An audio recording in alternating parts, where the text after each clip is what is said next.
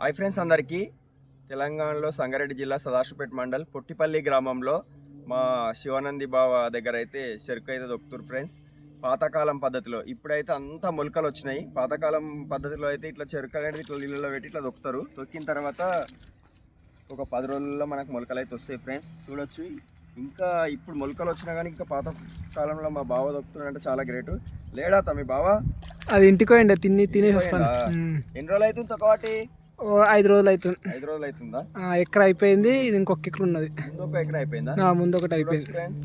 అన్ని పంటలు ఇప్పుడు ఎప్పటికీ పత్తి వేయకుండా ఇట్లా నీళ్ళ సౌకర్యం ఉన్న వాళ్ళు అప్పుడప్పుడు చెరుకు కానీ వేరే పంటలు శనగలు, జొన్నలు, లంకలు, పెసాలు, తొగాళ్ళు ఇట్లా వేసుకుంటే గిట మనకు భూమిలో అనేది సామర్థ్యం పెరిగి మనకు దిగుబడి అనేది వస్తుంది. ఈ చెరుకు వేయడం వల్ల గిట తక్కువ లాగోడి అనేది ఉంటుంది. వాటర్ ఒకటి మంచిగా ఉంటే మనకు దిగుబడి అనేది ఎక్కువ వస్తుంది.